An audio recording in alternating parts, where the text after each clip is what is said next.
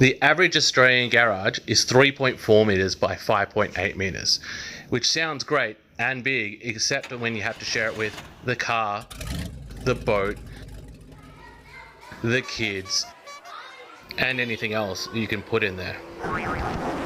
How are you supposed to get anything done?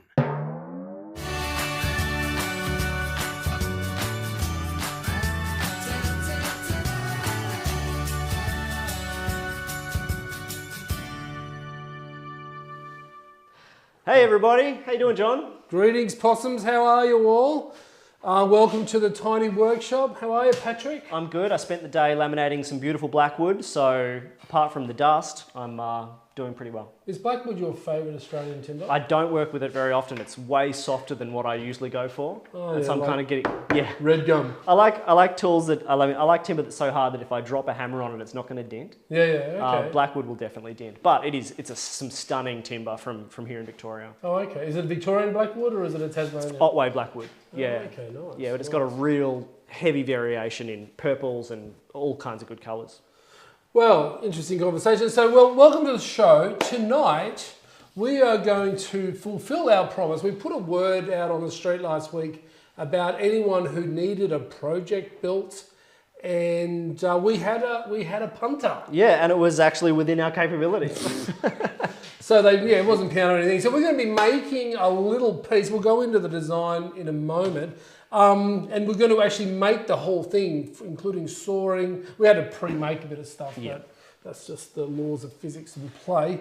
I believe you're doing a tiny tip. Yeah, so I'm going to go through the process of making a template that you can use for both marking out and routering and using a chisel so you can get repeated mortises. It applies to this particular piece we're making, but the technique of building the template would apply to other pieces. Yeah, okay. And we've got a really special announcement to make tonight, so make sure you stick around for the show. And if you haven't already done so, please subscribe to the Tiny Workshop on the YouTube channel and ring the little bell. Very important, hit the notification button. All right, so to give you a little preamble on the piece we're going to make. What's the bloke's name who we're making it for? We are making a little table for Derek Lark. And I received this email during the week. With regards to a project, I really need a footstool and just don't have the time to stop everything to make this for myself. We've got time. My age and back problems make tying the shoelaces a challenge at times, so the footstool would be a real bonus. Excellent. So we had a bit of a chat about this, Derek. We were wondering, are you going to sit on the couch and put your foot on a little stool, a stoolet? Is this stool for your foot or for your butt? Yeah, but we went with the butt, all right? So we're going to make it at a standard height of 450 millimeters. We did have a drawing, but we thought that we would try something new by doing a little sketch. Sheldon, do you want to come in and have a look and see if we can do this? So basically, now this is, ignore that comment there. Round table, I use with a little, about a 30 millimeter top. And we're going to use a classic Patrick Holcomb technique of notching in a leg and creating with a tapered leg at the back. Yeah, it's not a great drawing, but on 4 legs. Yeah, is that the plan, Patrick? Yeah, that looks pretty spot on. Excluding that. So, you can't see the back one there. So that's basically what we're going to make. Is it 450? Yeah, it's about 450 diameter and 450 high. 450. The legs are the same width as the notch, so they don't come into that tenon. It's a through leg, and it's well, I guess it's. Should we talk a bit more about the design now? Show the leg, yeah. So it's supported under the table by this little ledge here. So there's no way that if that glue failed or anything, which it absolutely wouldn't anyway, but the weight isn't just relying on the glue, it's actually sitting on that notch as well. Yeah. So it just adds to the strength. So it's a very simplistic design. We're going to use a couple of different techniques to make this. And I think we better get started with your absolutely. part, yeah? So I will explain how to make a template later, in the tiny tip, but this is the template I have. I've made this 450 wide so that I can place it onto my piece of timber, which I've already joined together, and I've cut exactly to square. And you can see I've cut some of those notches already. So having this template means I can put it on all 4 sides, use it to mark out where I want those mortises to be, and then I'm going to take it to the bandsaw, cut out that waste, not on the line, but just inside that line. Inside the line. Correct. Then I'm going to bring it back and clean up that mortise. Now you could just do that by hand. I'm going to take a bunch of the waste away using my router, and then there's always going to be some waste left in the corners, which I'm going to have to clean up with the chisel. So I'm going to jump onto the bandsaw. Grab on the bandsaw. What I'm going to be doing is marking out this leg section. Now we've obviously had to pre-cut some of this because of the practicalities of time and space, but I'm going to be marking this out with a knife and a square and using a hand saw and a chisel to clean that up. Perfect. You get on with yours, yeah? Okay.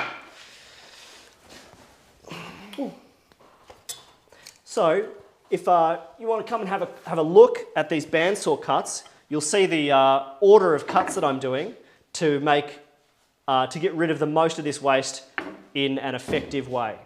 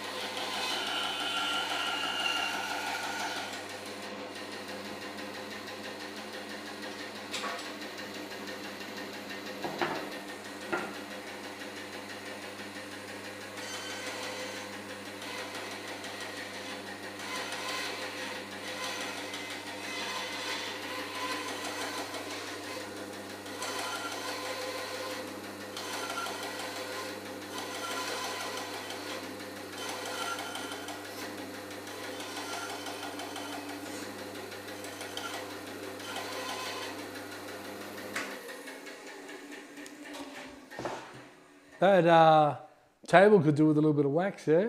Yeah, a little sticky, and I was trying to cut very close to the line, so but I think I managed without going over it. Now, there's a little bit of additional waste here, which I'm going to get rid of with a chisel. I want as little material there as possible before I start hitting it with the router. The other thing to consider is when the router passes over this edge, I want to be really careful that it doesn't blow that out. So I'm going to also, once I have the template in place, clean up that edge as much as I can with the chisel so that there's no material that can catch and just blow out. Yeah, bad luck. That's a clear place that's going to blow out. Do I have enough time to show a little bit of marking out where you clean that up? I'll set this up, yeah, you do that. All right, so what I'm going to do is use traditional gear, like we've got a marking gauge, we've got a square, a knife, a ruler and a chisel and a handsaw to cut this joint here. Now it's pretty simplistic, but you know, it's classic joinery work. So I'm just going to choose the best edge and stuff. I mean, obviously, because I've pre-made some parts, what I could do is, I guess, mark it out, but that would be cheating. And actually, that wouldn't actually be accurate enough to start with. So I've already set this to the width, which is 20 millimeters, okay? So I'm just going to run that along. And this is for this vertical cut here. And you're setting 20 millimeters. Both sides working off the same edge. And I'm even going to while I'm here, I'll mark that end grain as well.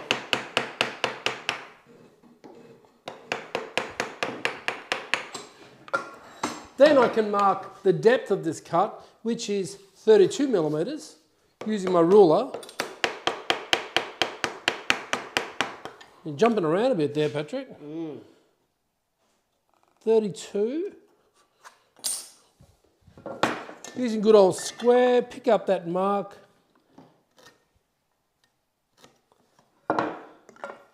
And just transfer that around.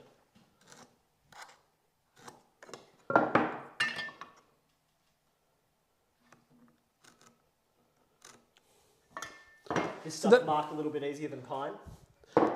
It's kind of weird because even though it's a harder timber, it marks a lot easier. Yeah, because the pine tears and crushes rather than actually cutting. This is kind of the density is the same throughout the timber. Yeah.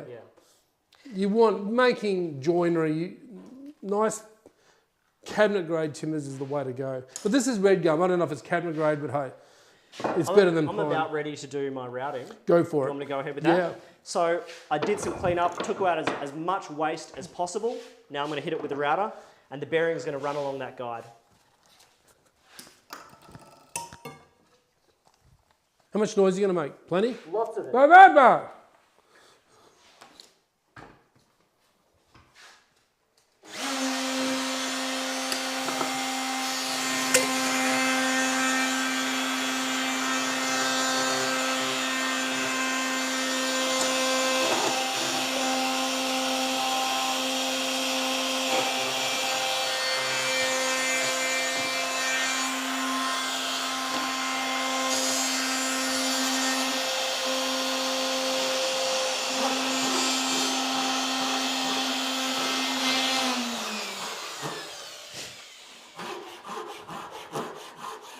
I thought I'd take advantage of the time and get started on my cut.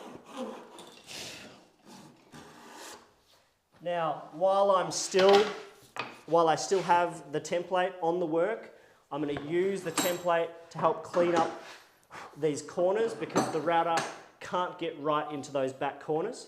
I'm going to do half from this side, being careful not to blow out the bottom edge because if you catch those fibres on the bottom edge, you will tear them out. So I'll do half from the top, half from the bottom, being careful to stay on those lines and not cut in. So meanwhile, I'll be cutting this joint out. I've already cut across the grain. Now we'll cut along the grain. I wonder how this little Japanese saw is going to handle this bit of red gum cutting along the grain. Maybe I should have. Even though Japanese saws are relatively delicate, they are designed to handle cutting wood. I've had people come in and all question whether they're suitable for Australian hardwoods. They certainly are. But a lot of people tend to watch North American YouTube videos about using traditional push saws. And if you're taking on a bit of red gum with a handheld Kirshen push saw, gentleman's saw, yeah, good luck with that. They just won't. They're just not designed. Keeping in mind that most North American, Northern European, Northern Hemisphere timbers are really soft. So this little Jap saw can handle this easily.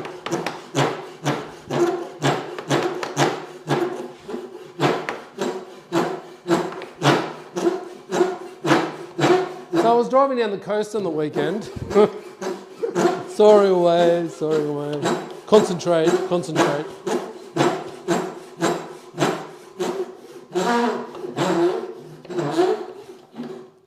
Beautiful. You could have used a bandsaw for that. I could, but we're trying to give balance to what we're doing here, yeah? How are you going with that? Yeah, I'm getting there. Coming along. I'm going to grab one of these little clamps. I'll just set it up on the bench to do this. Clean up this vertical element. It's super important that you keep the edges of your joinery perfect because that's what you'll see.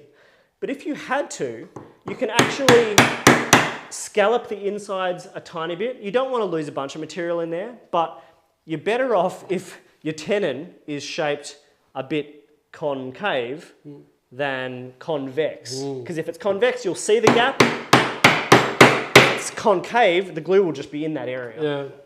We're going to use an epoxy glue to join this table together. So when Derek's doing his shoelaces, he's not going to have any problems with weak joints. And about 1,000 years after we're all gone, that joint will still be there using epoxy resin. Okay.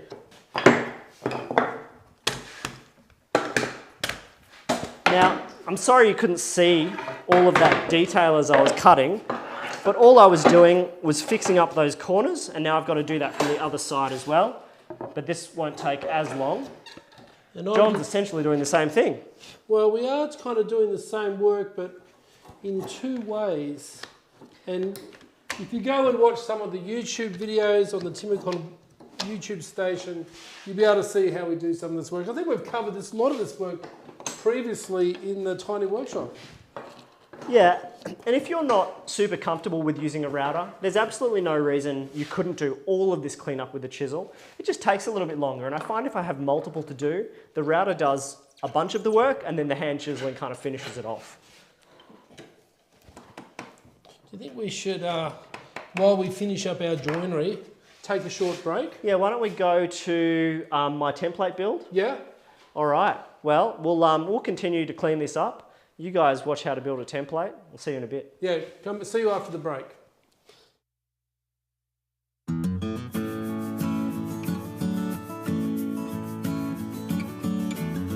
Hey everybody, welcome to another Tiny Workshop, Tiny Tips segment.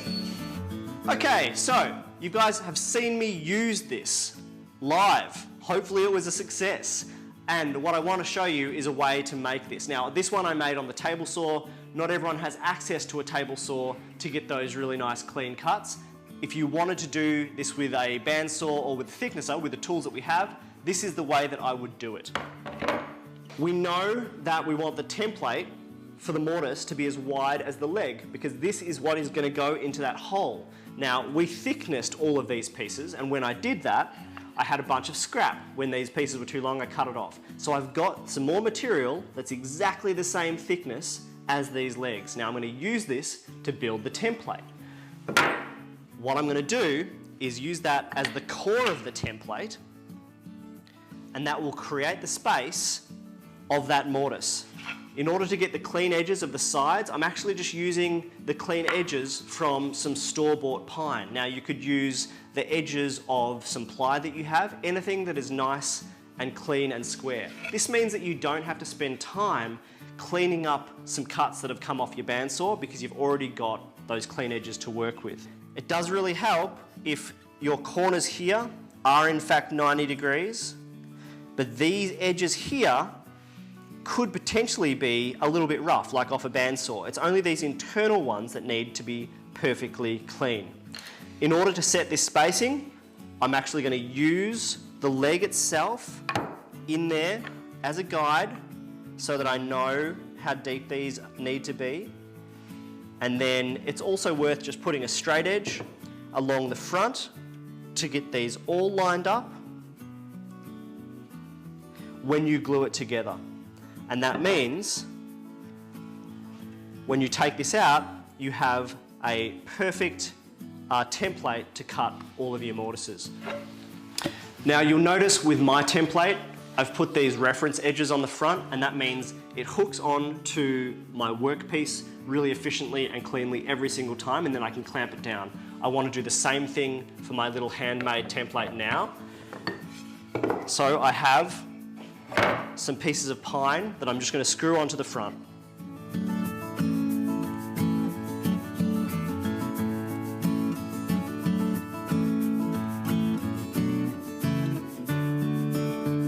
To glue this up, you want to make sure that it's actually going to be square and straight, otherwise it's useless as a template. So I'm running these edges on a straight edge here, which is my other template, but you can use anything.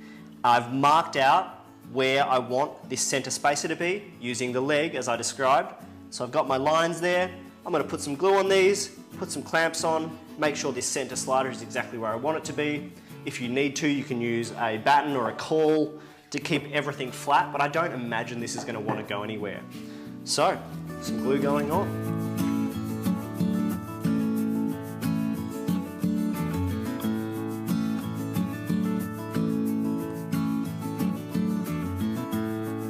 That's our tip for today.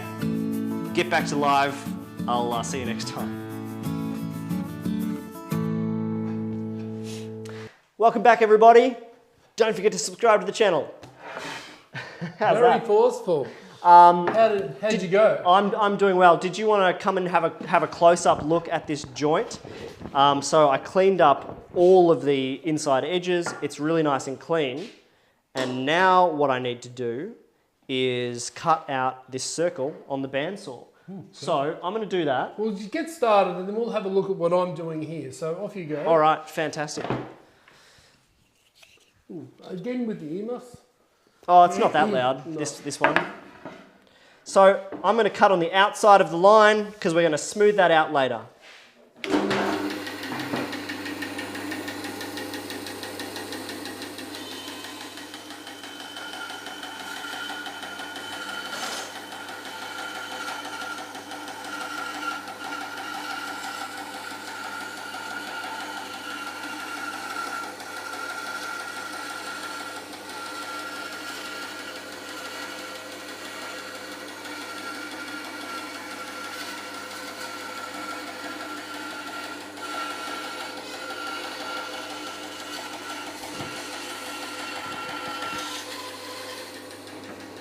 Okay, so how's that going, all right? Good, over to you.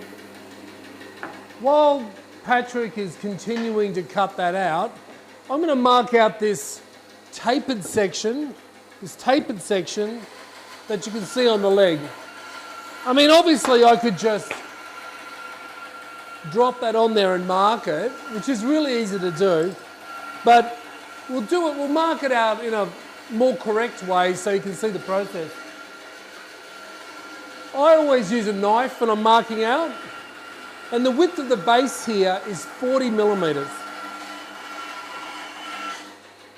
The taper, making sure, is on the inside of the cut, so I'm going to make sure that I taper it this way.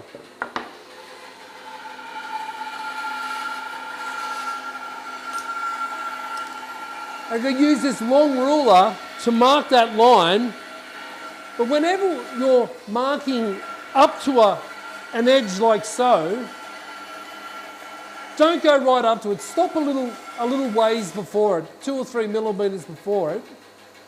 Otherwise, you're going to lose that edge and you'll lose the width. You'll lose that width on your little shelf there. So just mark it out.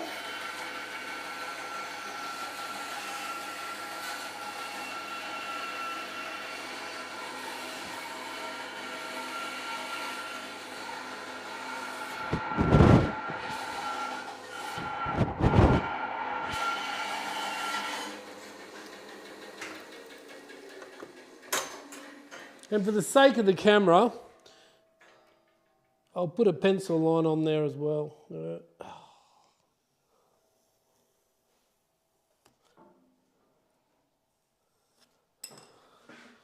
And maybe it doesn't hurt to put a squiggly line on there. Why? Because sometimes you just screw stuff up and you have to make the whole part again. Yeah. It's always worth, when you're making legs, I reckon that it's worth making one extra leg just in case something bad happens. Yeah. So you're going to go bandsaw? Yeah, I'm going to go bandsaw.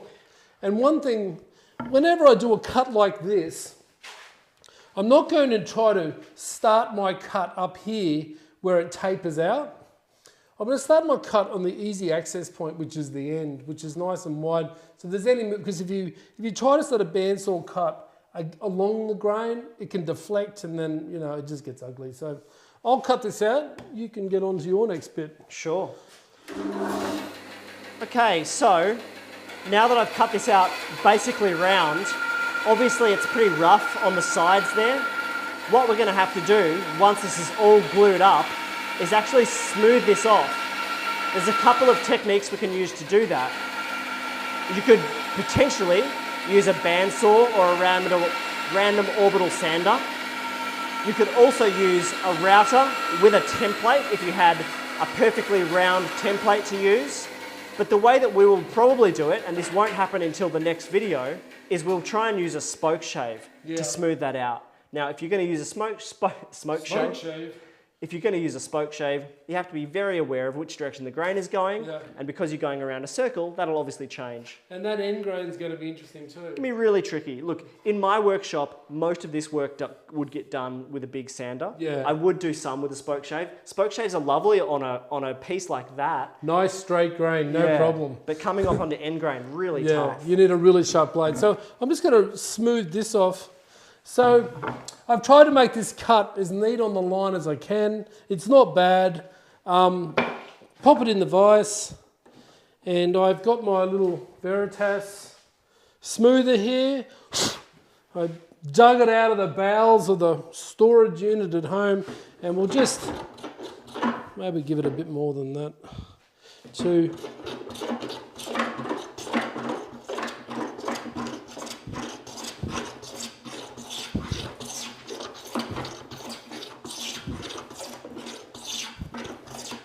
start to smooth up that surface. This timber is hard, yeah? It's really nice planing in that direction, because as we were talking about grain direction the other day, you're actually planing away from all of those exposed pieces of end grain, which means you are at no risk of tear out, at least on a fairly straight grained piece of wood like this. Yeah. And so you can get really nice long shavings, even with a deepish cut if you have to. How's it looking? Well, it's glassy, so it's nice. Beautiful. And the sound, that whittling sound. Yeah. It's like a proper woodworker sound, yeah? Anyway, we're going to take another short break. We've got a special announcement, so check it out. And after the break, we're going to put this stool together. See you after the break.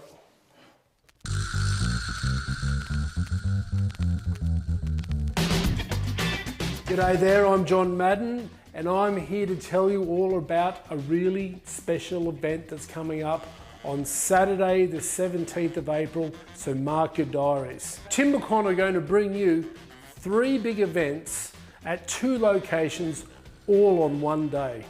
At our Perth store in Canning Vale, we're going to have the Tools, Timber and Techniques weekend featuring 14 independent exhibitors, a barbecue and free entry for all participants. And at our Melbourne store, we're going to have a grand showroom opening featuring live demonstrations, a barbecue, probably a bunch of good specials. Everyone is welcome. And the extra special thing that's going to happen on this day is that TimberCon, as the national distributor of Pony Jorgensen clamps, is going to launch this product line across both stores. You don't want to miss this. Mark your diary, 17th of April. Come along to either Perth or Melbourne and check out these great events. More information on the website. Thanks for your time. Hey everybody. Hello, welcome back to the Tiny Workshop. We're going to glue this up. We've got all these bits here. Now, before you put glue on wood, always put the pieces together dry. It's called a dry fit. Do you really think, can we just go for it? Look, I've tried and it almost always fails. I want to get home for tea, you know, so. So if you, by the time you put glue on these, if you had to fix something, which we might, I haven't dry fit this yet, it'd be too late. Yeah. Also, if your joints are really tight like this is, be careful with PVA. Yeah. Because with a tight joint like this, if you get it halfway in, sometimes with PVA, it'll grab before you can go all the way. Yeah. So what are we going to use? We're going to use epoxy, because epoxy on a minimalist kind of joint like this, we're going to use ATL composite structural epoxy. It's a 2-part epoxy, which means that you have to mix it. It's extremely strong. It's got a reasonably good working time. And for work like this, heavy furniture work, it is my go-to. Yeah, because it's easy to use, very strong, and I don't know, I just really like it. Now, with a dry fit, it's worth not just putting them in there, but actually doing the clamp up. Basically, it's a rehearsal for what's going to happen once you put glue on there, which is really important because you don't always know how the clamps are going to fit, whether things will still be straight. Woo! Oh man. I love it when you do a dry run like this, and then you come back and you put the glue on and do it again, and it's miraculously changed shade. Well, it's probably worth mentioning that if you are going to do a dry run, mark which leg is going into which hole so that it's the same later on. Okay, so you've noticed me donning the gloves here. Epoxy resin is toxic. Everyone's making tables and stuff out of it at the moment. Don't be eating off those tables, just my personal opinion. Good to put gloves on. I use it a lot in my career. I find now if I use epoxy and my bare hands come in contact with it, my hands get extremely itchy for about 24 hours, so I've got an intolerance there. You don't want intolerances. It's a 2-to-1 mix, so 2 parts of the white epoxy bit and 1 part of the hardener. This particular product is pretty forgiving, so you can kind of eyeball it, if you know what I mean. You don't need to measure it or weigh it. Some other types of epoxies, you need to be incredibly accurate on the measurement. This one, you can just sort of have a little guess there. It's a fine art working out how much glue you actually need. I reckon that's about enough. I think that'll be plenty. And so I use like a painter's palette to mix my glue.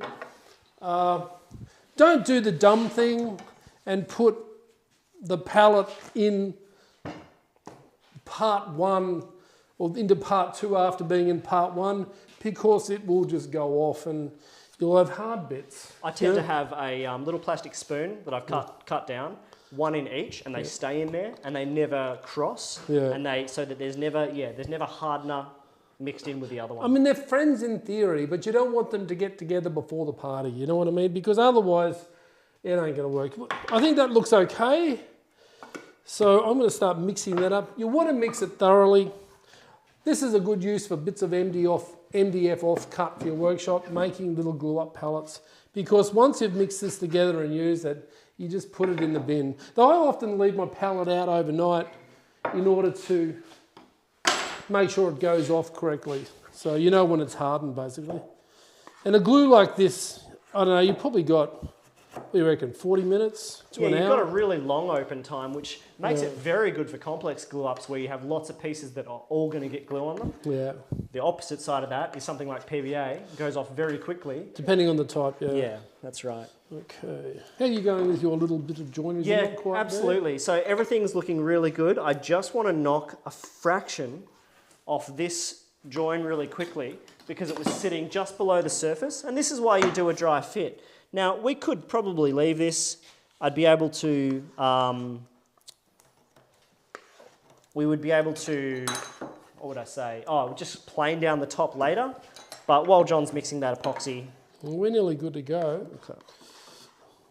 How much are we talking a mil? Yeah. Oh, this will be good. Do you want to come to position A so you get a bit more room? I'm done, so I'll get out of the way. I should vice this and do it properly. It'll just take a second. Right, we had a question while we were. Oh yeah, absolutely. The gentleman's name. Who was the guy? It was Lazarus. Lazarus, how are you, mate? The question was, which is better, a mallet with a square face or a round mallet? I guess that's how we're interpreting the question. Personally, I only ever use square mallets, but that's because I only ever use bench chisels. I think personally, I don't know about you, Patrick. I don't use round mallets. No, for bench chisels, i.e. bench chisels, use a square mallet. For carving chisels or shaping chisels, then you could look at a round mallet. And I guess that's just because the technique of using a mallet with a bench chisels, well, as you can see here, pretty straightforward. But when you're carving, you can be coming from different angles and hence the round mallet. But that's just my personal take. I've got to stop slapping my hands together. It's kind of fun wearing gloves though, you know what I mean? On camera, you picked off more than you can chew here, big fella. Oh yeah, I know. In very tight time frames. We've got a glue up to do here. Done. Perfect. All right. Are you happy with this? You want to have another look at it? No, I'm sure it'll be fine. So I've labelled them all. Yeah, that's nice. It's now through the top. Cool. All so right, we're good to go. If you want to, Well, I can start the. are you going to put glue on both surfaces? I think so. Let's start by putting it on this joint here. And then I'll lie them up and then we can do interior as well. So you don't need a huge amount of glue, but you want to get good coverage on all surfaces. It is going to squeeze out, but you can clean that up, yeah? Should I just do it like this? Yeah, I'd say so. Yeah. And maybe we can put a little bit in here as well. Now, I like to use paddle pop sticks because I can throw them away, but yeah, any kind of... I quite like using the little spatula. Awesome. Well, Legs, where'd they go? they're all here. Oh, there they are. There you go, it's another one. Live glue ups, it's a special kind of anxiety. I just wish I could have another glass of that whiskey, but you know, you can't on camera and all those rules and stuff. Anyway, so that's fill in the afternoon. You should never drink in your workshop. I remember once I started doing a bit of drinking in the workshop when I'd come home from work in my sort of real job, I guess you'd say. And I was cleaning something one time and I had a nice glass of wine there, but I was using mineral terps and not thinking, I picked up the mineral terps and took a good solid swig of that. Boy. And so it wasn't like I was drunk or anything. It was just that, I mean, I wasn't using any machinery. I was just like cleaning something.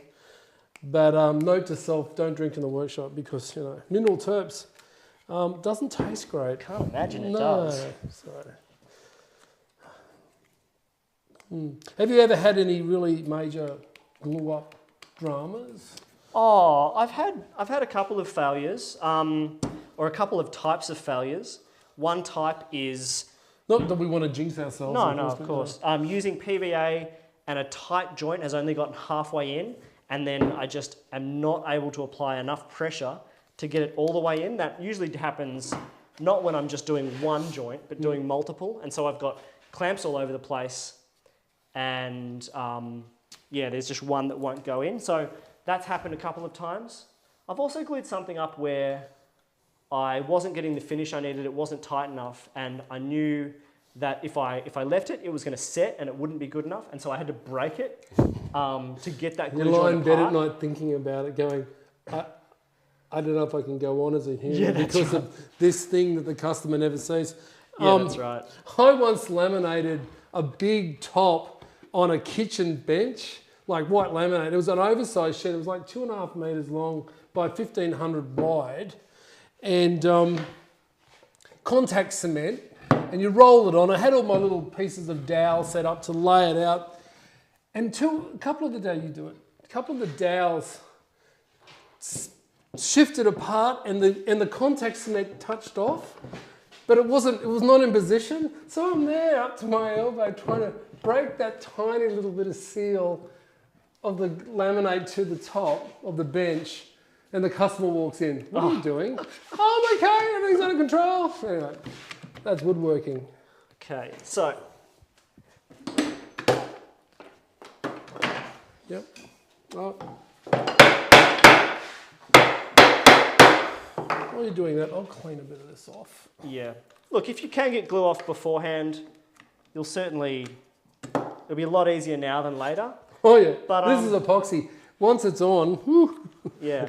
So I've applied a bit of pressure on each of these. That's going to do some squeeze out. John can clean up, and then we'll do full pressure, and then anything that's on there from that point will have to get cleaned up. I think we just get a bit of tape on there too, so we don't damage this beautiful pony clamp. Yep, there's some tape just here. Tape off across the joints. You don't want to get epoxy all over your surface. It's inevitable, and you know you can tape off around in advance, and we're not going to worry about that tonight. Because once it's on the surface, it's hard to get off. And the epoxy will probably come off the plastic of the clamps, right? It possibly, I haven't tested that. I can't answer that actually. Swappy. Really, the really important part to get glue off is probably these underside joints here. Yeah, they're going to be really tricky. Yeah, because otherwise you got to pick it out, and you pick it out, you can pull the grain, and and then you just lie in bed at night going, oh my God, I can't believe I didn't do that. Sometimes I'll actually tape every surface of the join. So I'll put it together, clamp it, put tape on every place where that timber will meet, and then when you go to glue it together, the glue squeezes out onto the tape, not onto the wood. Yeah. So that's a nice technique as well. Okay. Okay, I think we're ready to put some clamps on this. Yeah, okay. So we've got a little bit of tape around here. I'll take that off now. One more piece. Yeah, it's on that far side. I already got a bit of glue on that pony. Oh, I'll have to go back to the stable to get a grooming then, won't it? Yeah. Let's wipe that off. It's pretty forgiving, this kind of stuff, if you get to it early anyway. And a good way, if you do have a bit of epoxy glue on your tools, you can just clean it with a bit of mineral turpentine and you'll be fine. Now when you're applying pressure here, you want to make sure it's in the right place, because if I did this vertically, the pressure is actually below where that joint is, and so it'll force those legs in, make our little stool all akimbo. But if I put the pressure here... Akimbo? Legs akimbo? Huh? Legs akimbo.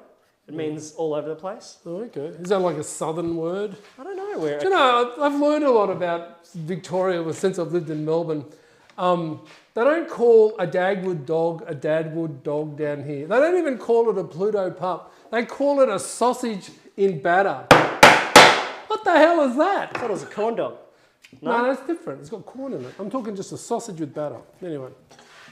So we need to check that these legs are square. Now the easiest way that John suggested was actually checking them against the bench itself. Yeah, we can't check the inside because it's tapered.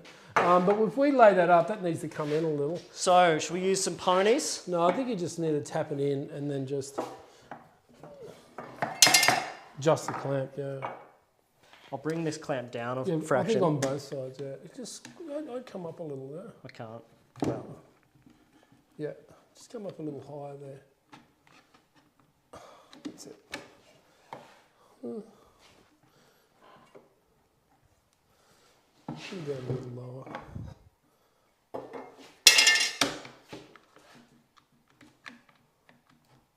yes, it's folding. Too low.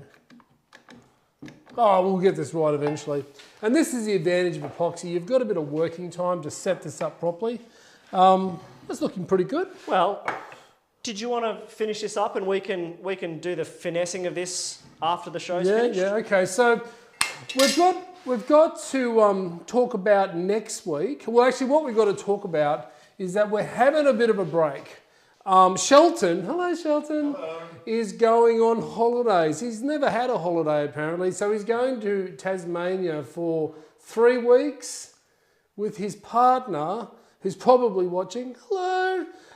Thanks. So we won't be able to do the show because Shelton's a very key member of our team. So the next program is going to be on the 22nd of April.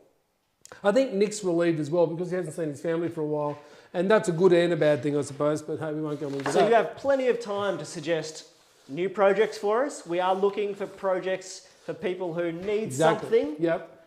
So if you've got a project that you need to make for whatever, but if it's about this big, we can handle that in the program. So you've got 3 weeks to get back to us, and then when we can do a show for you. I want to review a couple of our entries from the competition last week. What do you got? Remember the name? We had to name The flutter technique? the flutter technique. Now, we had a lot of entries which were just dumb, so we ignored those. So they don't even get a mention. There's no wrong answers, John. Yeah. So we got from Byron Kia, the bandsaw boogie, and he's called it the FAT, Fat Flutter Adjustment Technique, because apparently that's what all the cool kids say. Everything's fat. Yeah, people call me fat. I don't know why, but hey, the camera adds 10 pounds, trust me. Not bad, Karen. So we're going to give you a $50 gift voucher. We've got your email address, thank you. And we also have a person who's commented on our chat, RUDIJR.58 Rogier. Rogier? I know you're not meant to say it that way. The flutter technique, listen to this one, actually has a complicated name. It's actually bandsaw elastic stress tensioning graded under external bandsaw size, which is better known by its acronym of best guess.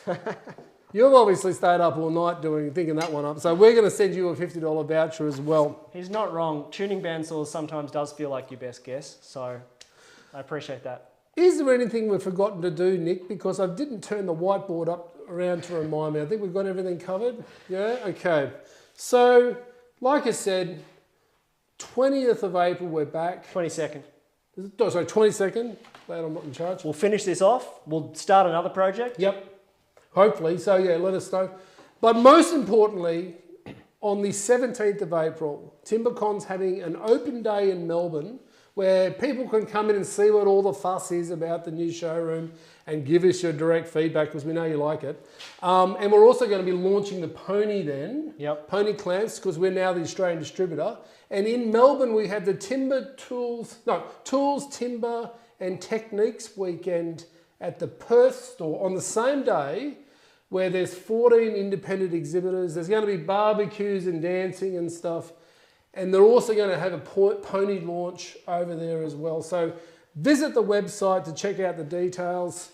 Come along to either of those events on the 17th of April. Are you going to come along? Absolutely. Well, not to Perth, but I'll definitely come to Melbourne. I think I'll be in Perth, but you'll probably be in Melbourne. We'll get you in there demonstrating or doing something like that. Yeah, okay. Right. Cool. Well, thanks for coming, guys. Thank you, Patrick. Thanks, John. Thank you. We'll see you in a couple of weeks. Thanks for watching the show. Don't forget to subscribe. Thank you.